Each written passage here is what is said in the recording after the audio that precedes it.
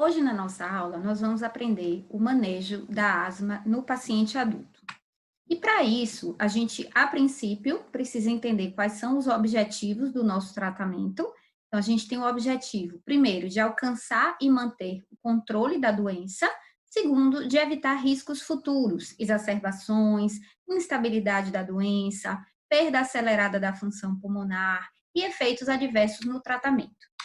Tão importante quanto o uso adequado das medicações, a depender do perfil do paciente, a gente tem também que se preocupar com todos os fatores externos.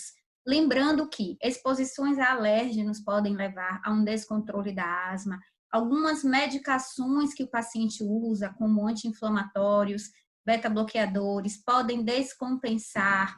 Hábitos como o tabagismo também precisam ser considerados, né? Nesse manejo de um modo geral desse paciente asmático. Então, um conceito importante antes de começar a falar das medicações é a gente diferenciar o que significa um controle de asma e uma gravidade de asma. Então, quando eu falo em controle, eu me refiro à intensidade com que essas manifestações da asma são suprimidas pelo tratamento. Normalmente, esse controle, a gente se refere às últimas 4 semanas. E esses pacientes, eles podem perder esse controle num intervalo curto de tempo. Por exemplo, se ele for sujeito à exposição a algum alérgeno, ele poderia vir controlado e descontrolar num intervalo curto de tempo. Gravidade, a gente se refere a ela, né, falando sobre a quantidade de medicações que o paciente necessita para atingir o controle. Eu posso ter modificações na gravidade, mas normalmente essas modificações de gravidade, elas ocorrem ao longo de um período mais longo desses pacientes. E o tratamento da asma, ele se baseia em 5 etapas. Etapa 1, 2, 3, 4 e 5. Então, essa aula de hoje ela vai ser baseada tanto no GINA de 2019, que é a Iniciativa Global para o Tratamento da Asma, quanto nas recomendações para o manejo da asma da nossa Sociedade Brasileira de Pneumologia e Tisiologia, agora de 2020. Então, as medicações que a gente vai fazer uso, né, a depender do perfil do paciente, a gente tem os corticoides inalatórios, que junto com os beta-2 agonistas, eles fazem parte do grande tratamento que a gente tem na maior parte dos pacientes. A gente tem beta-2 agonistas de longa e de curta ação, com aplicabilidades que a gente vai ver que tem suas características. Além dessas duas classes de drogas, que eu considero que são as mais importantes nessa aula de asma, a gente tem os antileucotrienos, que possivelmente podem ser utilizados, o tiotrópio, o anti-GE e o anti-L5, que são medicações mais novas, que a gente vai ver também, e o corticoide oral. Seria esse o arsenal terapêutico, né, para esses nossos pacientes. Então, a gente vai falar um pouco sobre essas drogas, depois a gente vai falar sobre as etapas, né, em que cada droga ela entraria em uma etapa pré-determinada. Então, os agonistas dos receptores beta-2, os beta-2 agonistas, que a gente chama, o que eles promovem? Eles vão promover dilatação dos brônquios por ação direta sobre os receptores beta-2 no músculo liso via MP5. Além disso, eles promovem inibição da liberação dos mediadores dos mastócitos e do TNF-alfa. Então, se a gente pensa na fisiopatologia da asma, a gente entende a aplicabilidade dessa classe de drogas. A gente divide em ação curta e ação prolongada. Então, de ação curta, eles têm um pico de ação com 30 minutos e duram em torno de 4 a 6 horas.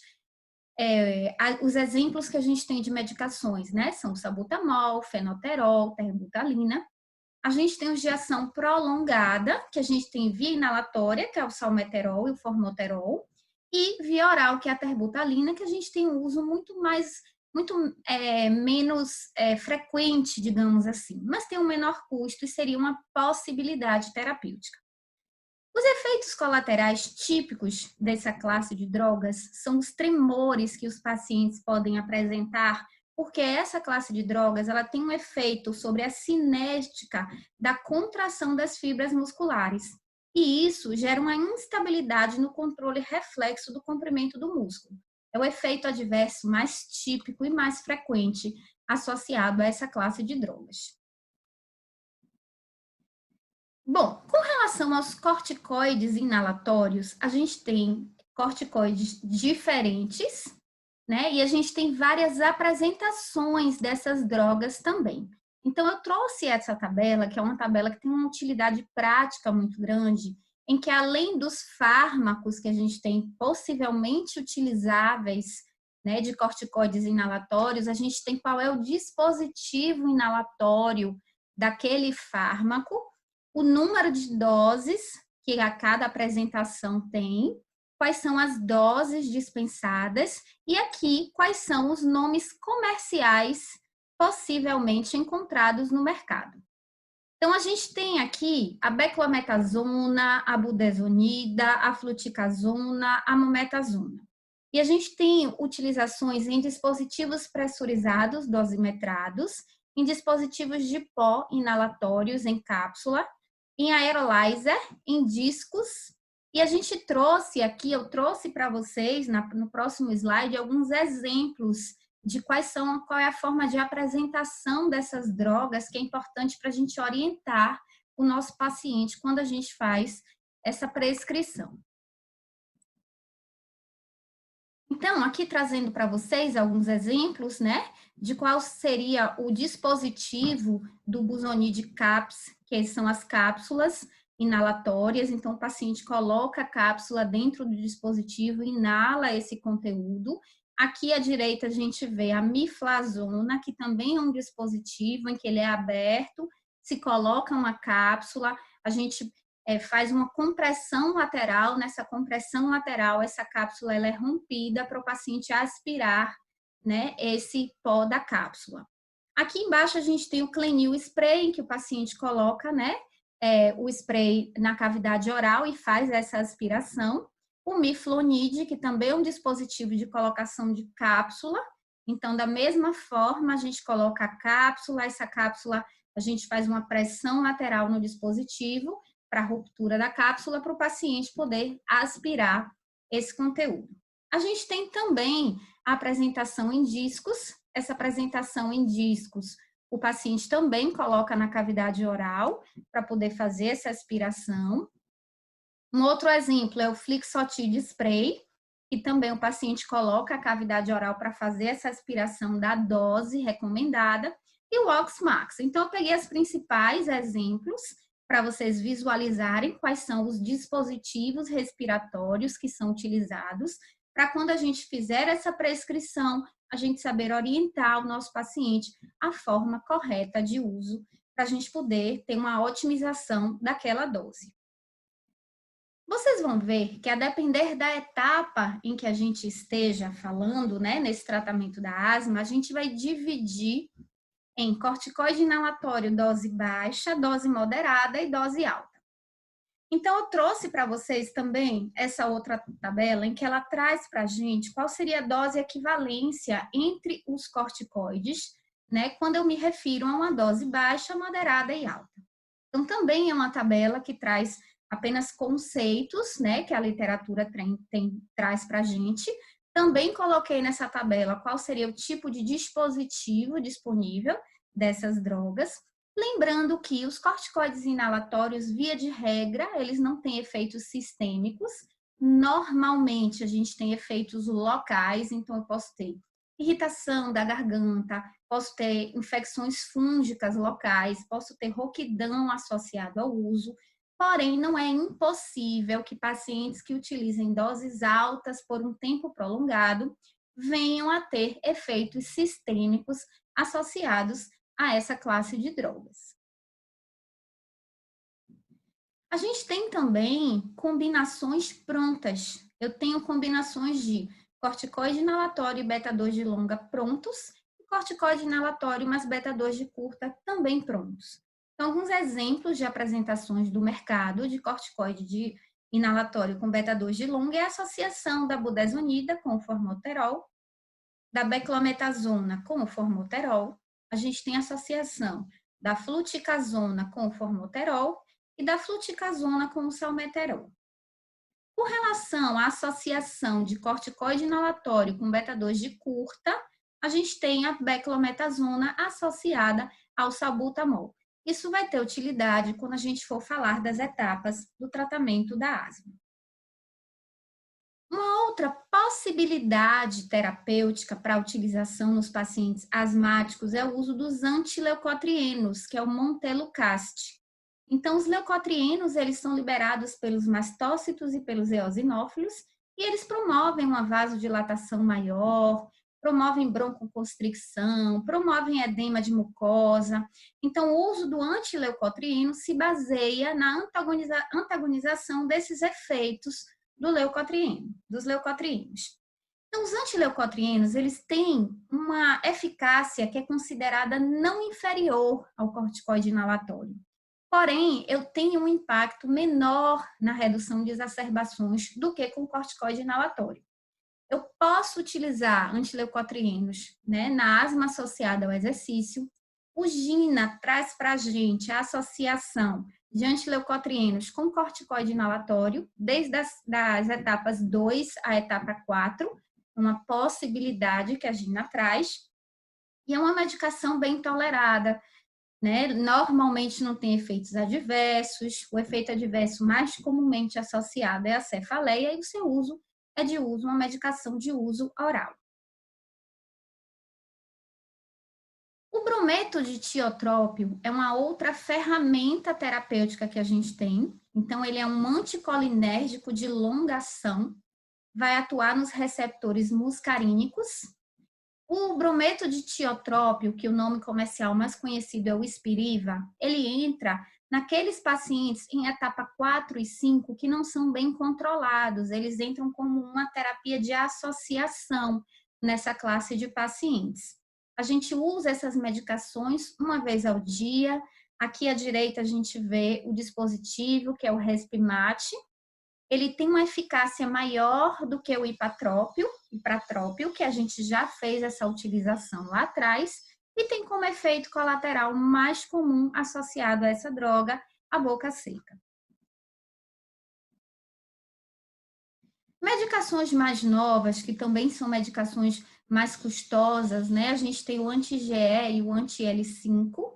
Então, o anti-GE é o omalizumab, é uma imunoterapia específica anti-GE, que é aprovado nos pacientes na etapa 5, pacientes com asma alérgica grave. É uma medicação subcutânea que a gente faz uso a cada 2 a 4 semanas, necessitando de um tempo mínimo de 12 semanas para avaliar essa resposta terapêutica, idealmente com 16 semanas. E o anti-L5, a gente tem o mepolizumab, que é um anticorpo monoclonal, que também é usado em pacientes com asma grave eosinofílica na etapa 5. É uma medicação de uso subcutâneo em que eu uso a cada 4 semanas. E um outro anti-L5 é o benralizumab, que também é um anticorpo monoclonal, também utilizado em pacientes com asma grave eosinofílica na etapa 5.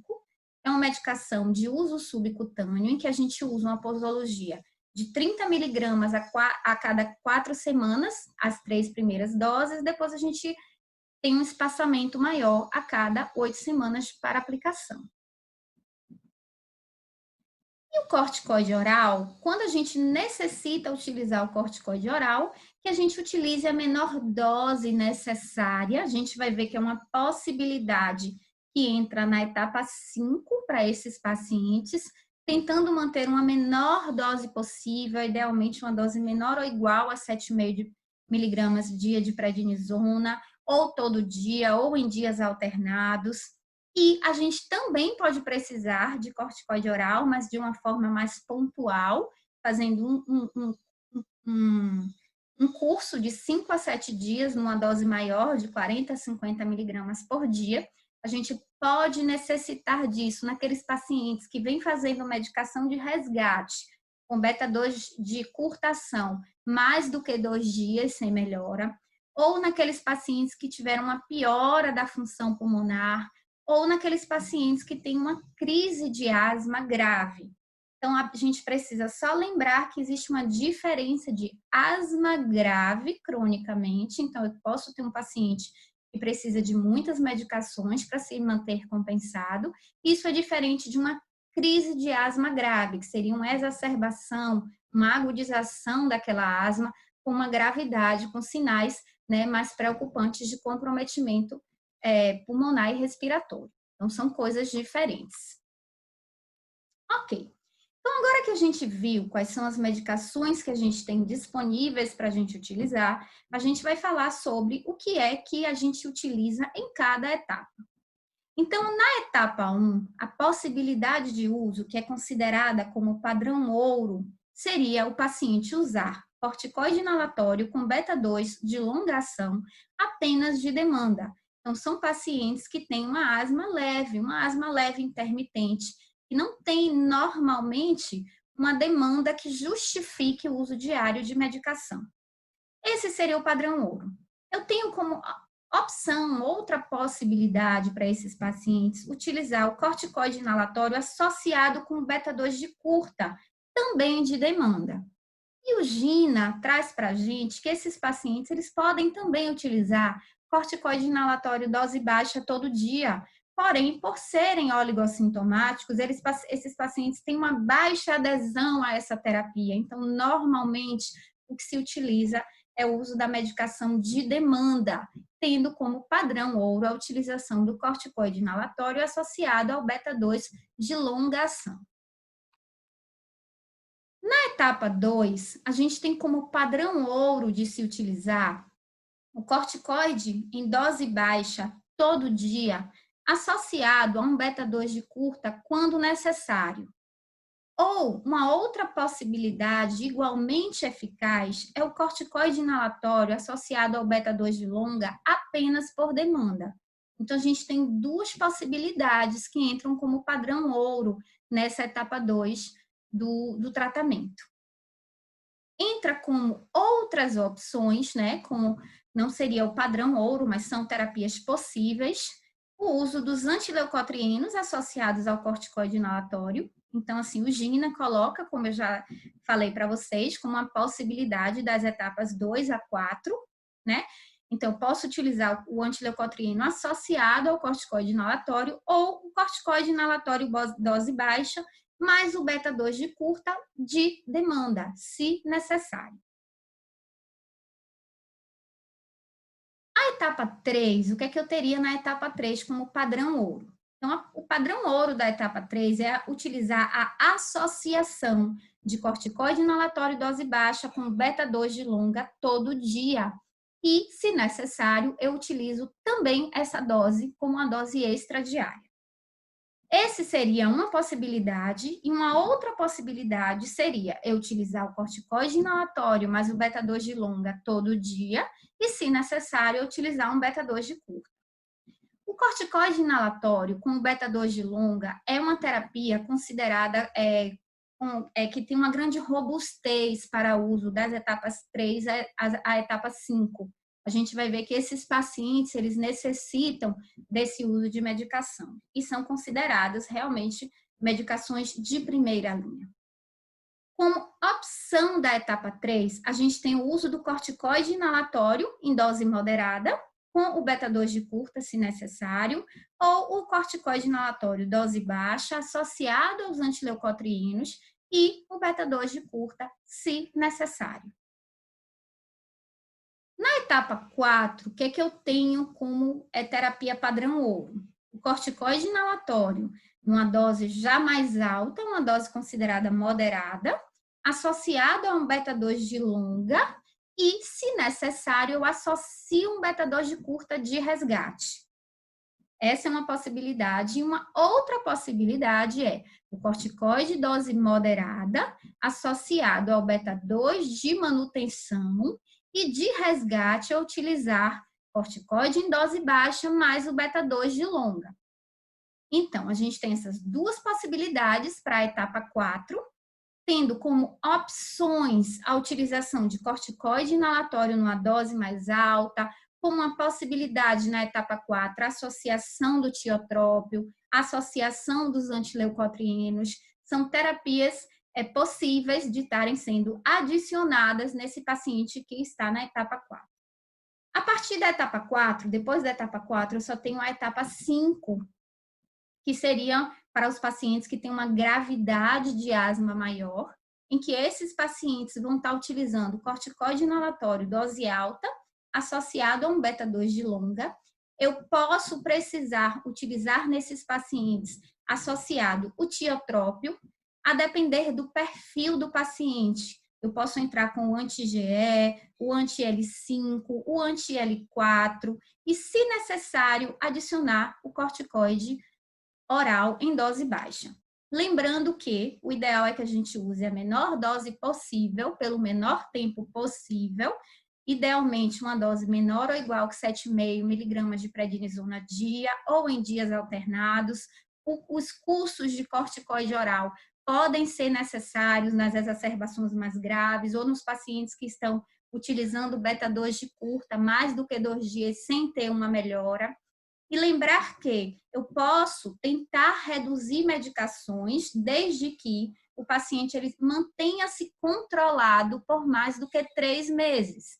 Então, o paciente que vem bem compensado por pelo menos 3 meses, eu posso tentar avaliar se eu consigo migrar para uma etapa anterior, se eu consigo retirar dose de medicações.